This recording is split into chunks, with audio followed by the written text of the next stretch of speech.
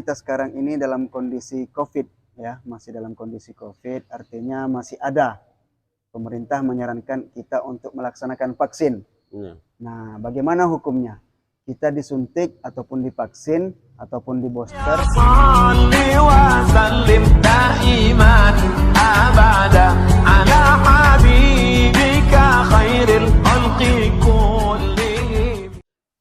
Bismillahirrahmanirrahim. Assalamualaikum warahmatullahi wabarakatuh. Assalamualaikum warahmatullahi wabarakatuh. Alhamdulillah wa syukurillah. Nahmaduhu wa nasta'inu wa na'udzu billahi min syururi anfusina amma ba'd. Alhamdulillah atas nikmat Allah kita masih bisa melaksanakan puasa yang ketiga, Ustaz. Alhamdulillah, semoga Allah senantiasa selalu memberikan kita kesehatan agar tetap bisa melaksanakan perintah Allah di bulan suci Ramadan ini. Baik Ustadz, alhamdulillah kemarin kita sudah membahas tentang puasa, hal-hal yang membatalkan puasa dan kemudian apa-apa saja yang ada di dalam puasa itu. Nah, pada Ramadan yang ketiga, pada kali hari ini ada beberapa pertanyaan yang timbul dari saya kumpulkan dari para teman-teman yang melihat video kita. Namun sebelumnya kami memberikan pertanyaan ini kepada Syekh, ada baiknya teman-teman jangan lupa dulu untuk mensubscribe, like, comment, and share agar channel kami ini tetap bisa memberikan yang terbaik dan terus berkembang. Terima kasih. Baik Ustadz, pertanyaan yang pertama sesuai dengan hadis Nabi SAW yang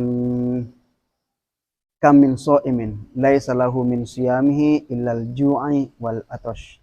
Artinya berapa banyak orang yang sholat yang puasa tapi tidak mendapatkan pahala puasa, maka hanya dia dapat dahaga, lapar dan haus aja.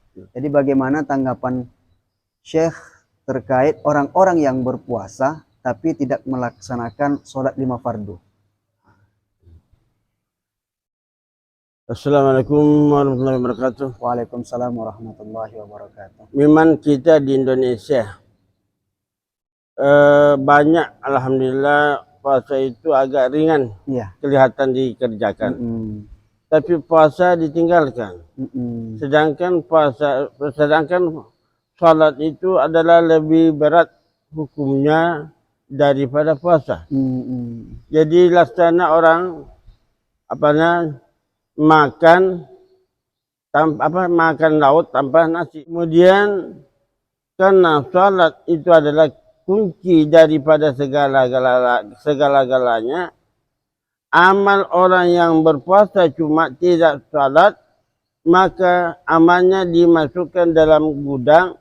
Bagaimana bisa mengambilnya kalau tidak ada kunci?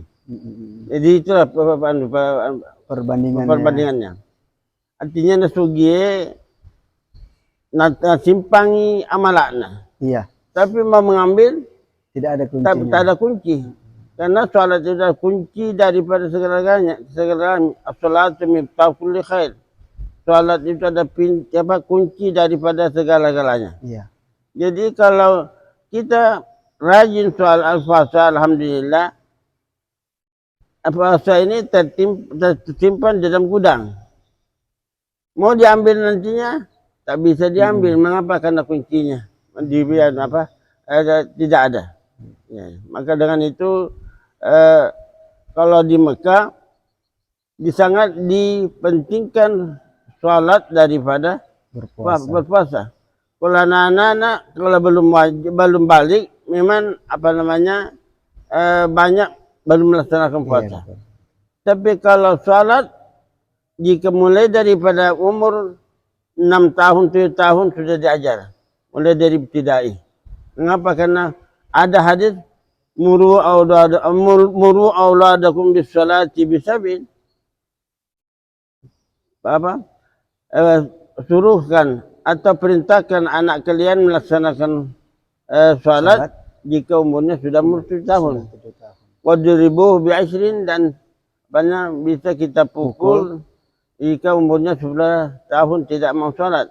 Wafariku min imbalaga, dan ceraikanlah anakmu apabila anaknya umurnya sudah 15 tahun masih belum mau sholat. Sholat. Artinya nikahkan Hmm. laki-laki atau perempuan.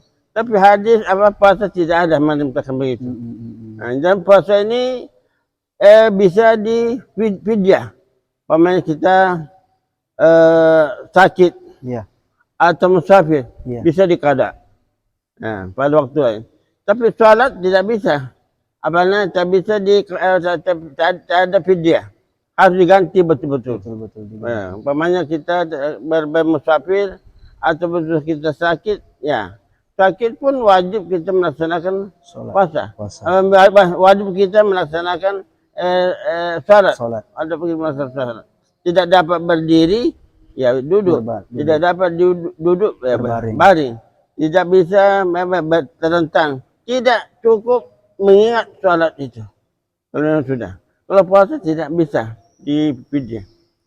Kalau sholat kan artinya pahalanya pencatatannya para malaikat. Tapi kalau puasa ini langsung dari Allah yang menilai. Iya. Apakah puasa ini betul-betul puasa atau ya itu rahasia. Jadi as-salat as-samuli wa ana jadi bi. Puasa itu adalah kepunyaanku kata Allah dan saya membalas. Ya. Karena rahasia dari Allah SWT. Ini kemuliaan daripada sholat puasa. Jadi kalau begitu orang yang puasa tapi tidak sholat termasuk kategori sia-sia lah mungkin. Bisa kita itu. Kemudian jadi sudah kita bisa pahami bagaimana orang yang tidak sholat, orang yang puasa tapi tidak sholat. Nah, kemudian pertanyaan kedua, karena kita sekarang ini dalam kondisi COVID, ya masih dalam kondisi COVID, artinya masih ada pemerintah menyarankan kita untuk melaksanakan vaksin. Nah, bagaimana hukumnya? Kita disuntik ataupun divaksin ataupun di booster sementara kita dalam keadaan sholat, keadaan dalam puasa. Ini kalau penjelasan guru kita di Mekah bahwa menyuntik atau masukkan jarum obat di dalam anggota badan pada bulan Ramadan, ijma'ul ulama mengatakan makruh. Ya, makruh. Jadi kalau namanya makruh kan tercelah. Lebih baik tidak. Lebih baik kita kerjakan daripada mengerjakan. Jadi kalau memang mau malam, jangan siang. Seperti di Makkah apabila kita sakit agak rasa memakai suntik malam lepas maghrib. Karena kalau siang ada ulama mengatakan tidak membatalkan puasa tapi makruh. Ya. Kalau sama dengan infus, ya itu sama. Karena infus itu kan membawa daripada giza itu apa namanya seperti makanan. Iya. Kecuali kalau makanan ini dimasukkan di pada lubang kelima. Ada 5 kan lubang. Iya, masuk mulut, telinga, hidung, dubur dan kubur.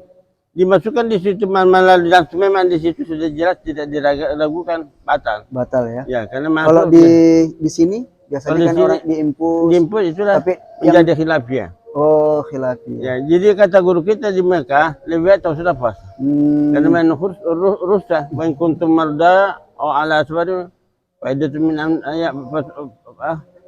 ayam ukhar. Ya. Kalau kamu sakit atau musafir ya tak apa-apa. Ganti aja hari-hari yang lain. Nah, jadi tak sama sholat. Kalau sholat tak ada itu. Jadi kata guru kita di Makkah, kalau memang kamu rasa sakit berat, sudah puasa. Karena infus itu juga yang di saat kita lemah, setelah diinfus ternyata kita kuat. Jadi masuk kategori yang mungkin lebih baik ditinggalkan atau dilakukan pada malam hari mungkin. Iya, malam aja. Baik, sudah itu tadi pertanyaan yang ketiga. Nah, di saat bulan Ramadan ini kita dianjurkan atau betul-betul tempatnya ladang ibadah, baik itu membaca Al-Quran. Nah, terkadang kita membaca Al-Quran ini pengen dalam kondisi yang santai, artinya di saat duduk ataupun berbaring. Nah, bagaimanakah membaca Al-Quran itu di posisi berbaring? Ya. Kalau Imam Nawawi rahimahullah, sebagaimana penjelasannya dalam kitab At-Tibyan fi Adabi Hamlil Quran, itu dilarang. Artinya tidak sopan. Tidak sopan. Ya. Oh, ini termasuk antara perkara adab. Iya, ada. Oh, Kurang ajaran sugi. iya, iya. Ya. Jadi baiknya duduk. Duduk ya. Duduk. Kalaupun duduk, nah sekarang kalau duduk misalnya dalam kondisi pakai celana pendek juga mungkin termasuk kategori adab ya. Ada. Ya. Nah bagaimana kalau dengan perempuan lagi, Ustaz? Mungkin dia haid, apakah dia boleh memegang mushaf Al-Quran atau tidak boleh membaca Al-Quran? Boleh membaca, maksudnya boleh atau tidakkah memegang mushaf Al-Quran, dan boleh tidakkah membaca Al-Quran ketika haid? Orang atau perempuan yang haid itu ada 10 yang haram dilaksanakan. Membaca salat, tawaf, membaca Al-Quran, memegang Al-Quran, membawa Al-Quran, masuk dalam masjid, tinggal di masjid. Iya, iya. Kemudian kecuali kalau lewat saja, melintas. Ya, tema. Tapi kalau dia khawatirkan bisa ada jatuh juga haram. Kemudian berhubungan dengan berhubungan dengan suami. Itu. Jadi memegang pun tak boleh perempuan. Memegang pun tidak boleh. Ya. Kalau anaknya umpamanya ngaji, kadang-kadang perempuan mengajar anaknya mengaji. Tak bisa ditegur, bisa tu salah. Oh, gitu. Jangan ini boleh kita ucapkan. Tak bisa. Oh. Paham. Jadi itu tadi penjelasan dari Syekh masalah wanita apakah boleh membaca Al-Quran dan memegang mushaf Al-Quran ketika haid. Jadi hari ini pertanyaannya cukup sekian dulu. Besok insya Allah kita akan timbulkan lagi pertanyaan-pertanyaan yang baru terkait masalah yang ada di dalam bulan Ramadan. Terima kasih atas penjelasannya hari ini, Syekh. Semoga ini menjadi amal jariah bagi kita semua. Terima kasih. Kami akhiri. Subhanakallah wa bihamdika asyhadu an la ilaha illa anta astaghfiruka wa atubu ilaik. Assalamualaikum warahmatullahi wabarakatuh. Waalaikumsalam.